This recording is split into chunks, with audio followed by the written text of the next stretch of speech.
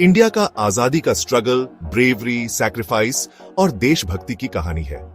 बहुत सारे हीरो जो उस टाइम पे आए थे, उनमें से एक थी झांसी की रानी, रानी लक्ष्मीबाई। उनका स्ट्रॉन्ग स्पिरिट, करेज और लीडरशिप आज भी लोगों को इंस्पायर करता है। ये ऐसे उनकी लाइफ के बारे में है, कैसे वो एक छोटी बच्ची से ब्रिटिश रूल के खिलाफ रेजिस्टेंस का सिंबल बनी। लक्ष्मीबाई की कहानी सिर्फ बैटल्स और कॉन्क्वेस्ट्स की नहीं है, ये कहानी है ह्यूमन स्पिरिट की, कि कैसे वो मुश्किल टाइम में भी स्ट्रांग रहता है। वो बहुत ही स्ट्रांग और कंपैशनेट लेडी थी, एक अच्छी वॉरियर और समझदार रूलर। उन्होंने अपने लोगों और अपने राज्य के लिए बहुत बहादुरी से लड़ाई लड़ी। उनका लेगेसी आज भी हमें फ्रीडम, जस्टिस और सेल्फ रिस्पेक्ट की याद दिलाता है। 1821 में वाराणसी में उनका जन्म हुआ था। उनका नाम था मणिकर्णिका तांबे। रानी लक्ष्मीबाई की जिंदगी शुरू से ही एक्स्ट्रॉर्डिनरी थी। छोटी उम्र में ही वो अनाथ हो गई थी। उनको उनके पिता के दोस्त पेशवा बाजीराव ने पाला था बिठूर में। इस अपब्रिंगिंग ने उनकी पर्सनैलिटी को शेप किया। मणिकर्णिका प्यार से सब उन्हें मनु बुलाते थे। उन्होंने उस समय की दूसरी लड़कियों से अलग एजुकेशन हासिल की। वो मार्शल आर्ट्स, हॉर्स राइडिंग और सोर्ड फाइटिंग, इन सब में बहुत अच्छी थी। ये सब स्किल्स आगे जाके उनकी लाइफ में काम आए। उनकी एजुकेशन ने उन्हें जस्टिस, करेज और इंडिपेंडेंस की समझ दी, जिसने उन्हें आगे आने वाली चैलेंजेस के लिए तैयार किया। 1842 में मणिकर्णिका की शादी राजा गंगाधर राव नेवलकर से हुई, जो झांसी के महाराजा थे। वो झांसी की रानी, रानी लक्ष्मीबाई बन गई। उन्होंने अपना नया रोल ग्रेस और डिटर्मिनेशन के साथ अपनाया, लेकिन उनकी जिंदगी में एक बहुत बड़ा दुख आया जब उनके हस्बैंड गुजर गए। अब उनके पास उनका राज्य और उनका गोद लिया हुआ बेटा दामोदर राव ही था। उनके हस्बैंड की डेथ ने नई चैलेंजेस खड़ी कर दी। ब्रिटिश ईस्ट इंडिया कंपनी, जो हमेशा अपना राज्य बढ़ाने के बारे में सोचते थे, उन्होंने झांसी को अपने कब्जे में करने का सोचा। उन्होंने डॉक्ट्रिन ऑफ लैप्स का यूज किया और दामोदर राव को राजा मानने से मना कर दिया और झांसी को अपने कब्जे में ले लिया। लेकिन रानी लक्ष्मीबाई ने हार नहीं मानी। डॉक्ट्रिन ऑफ लैप्स ये लॉर्ड डलहौजी ने लागू किया था। ये ब्रिटिशर्स और इंडियन रूलर्स के बीच झगड़े का कारण बना। इस पॉलिसी से ब्रिटिशर्स को यह पावर मिल गया कि अगर किसी भी राजा का कोई बेटा नहीं है, तो वो उसका राज्य अपने कब्जे में ले सकते थे। ब्रिटिशर्स का कहना था कि ऐसा करना जरूरी है ताकि एनार्की ना हो और रीजन में पीस बनी रहे। लेकिन बहुत से इंडियन रूलर्स, जिनमें रानी लक्ष्मीबाई भी शामिल थी, उनके लिए यह पॉलिसी सिर्फ जमीन हड़पने का तरीका था। झांसी का एनेक्सेशन ब्रिटिश ऑपरेशन का सिंबल बन गया। इससे लोगों के मन में रिजेंटमेंट और रिबेलियन की आग और तेज हो गई, जो पहले से ही देश में फैल रही थी। Section 5, the revolt of 1857, a fight for freedom.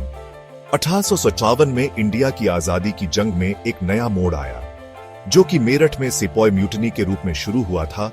वो जल्द ही पूरे उत्तर भारत में फैल गया। ये ब्रिटिश रूल के खिलाफ एक बगावत बन गई। रानी लक्ष्मीबाई, जो कि अपनी करेज और लीडरशिप के लिए जानी जाती थी, इस बगावत का एक मुख्य चेहरा बन गई। शुरू में रिबेलियन ज्वाइन करने में हिचकिचाने के बावजूद रानी को जल्द ही एहसास हुआ कि झांसी की आजादी की लड़ाई इंडिया की आजादी की लड़ाई का हिस्सा है। उन्होंने अपनी सेना को इकट्ठा किया और अपने भाषणों से और स्ट्रॉन्ग स्पिरिट से उनमें जोश भरा। Section 6, valour on the battlefield, the siege of Jhansi. Rani Lakshmibai का बढ़ता हुआ इन्फ्लुएंस देखकर ब्रिटिशर्स घबरा गए। उन्होंने मार्च 1858 में झांसी पर हमला कर दिया। झांसी की घेराबंदी रानी की मिलिट्री स्किल्स और स्ट्रॉन्ग स्पिरिट को दिखाती है। उन्होंने अपने सैनिकों के साथ बहुत बहादुरी से लड़ाई लड़ी और आखिरी दम तक अपने राज्य की रक्षा की। कम सैनिक और हथियार होने के बावजूद रानी और उनके सैनिकों ने हफ्तों तक ब्रिटिशर्स को रोके रखा। उनकी ब्रेवरी और प्लानिंग ने दुश्मनों का भी दिल जीत लिया और हिस्ट्री में उनका नाम एक ग्रेट मिलिट्री लीडर के रूप में दर्ज हो गया। Section 7, a legacy of courage, the last stand at Gwalior. Jhansi में हार नजदीक देखकर रानी लक्ष्मीबाई अपने बेटे को पीठ पर बांधकर वहां से भाग निकली। वो ग्वालियर पहुंची और दूसरे रेबल लीडर्स जैसे कि तात्या टोपे के साथ आ गई। यहां उन्होंने फिर से अपनी असाधारण करेज और लीडरशिप का परिचय दिया और ब्रिटिशर्स से लड़ाई की। 18 जून 1858 को ग्वालियर के युद्ध में रानी लक्ष्मीबाई सैनिक के रूप में लड़ी। उन्होंने ब्रिटिशर्स के खिलाफ बहुत ही बहादुरी से लड़ाई की। इसी युद्ध में वो घायल हो गई और उन्होंने आत्मसमर्पण करने की बजाय मौत को गले लगाना ही ठीक समझा। Section 8 Rani Lakshmibai an inspiration for generations. Rani Lakshmibai की कहानी सिर्फ हार की कहानी नहीं है, बल्कि ये कहानी ये बताती है कि ह्यूमन स्पिरिट कितना स्ट्रांग होता है और वो सही के लिए कैसे लड़ सकता है, चाहे उसे कितनी ही मुश्किलें क्यों ना आए। वो करेज, डिटर्मिनेशन और पैट्रियोटिज्म का प्रतीक थी। उन्होंने असंख्य भारतीयों को अपनी आजादी के लिए लड़ने के लिए प्रेरित किया।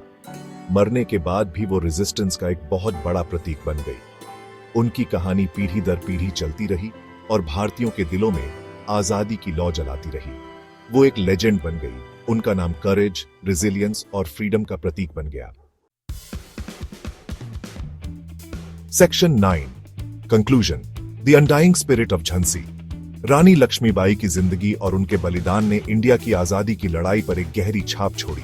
वो एक एक्स्ट्रॉर्डिनरी स्ट्रेंथ वाली औरत थी, एक अच्छी वॉरियर, एक दयालु रूलर और सबसे बढ़ाकर एक सच्ची देशभक्त। उनका लेगेसी आज भी जनरेशंस को इंस्पायर करता है। रानी लक्ष्मीबाई की कहानी हमें याद दिलाती है कि मुश्किल टाइम में भी करेज और डिटर्मिनेशन से बड़ा काम किया जा सकता है। उनकी जिंदगी और बलिदान एक उम्मीद की किरण है, जो हमें याद दिलाती है कि फ्रीडम के लिए लड़ाई एक ऐसी लड़ाई है जो लड़ने लायक है। एक ऐसी लड़ाई जिसके लिए अटूट करेज, अटूट विश्वास और खुद पर और अपने कॉज पर भरोसा होना चाहिए।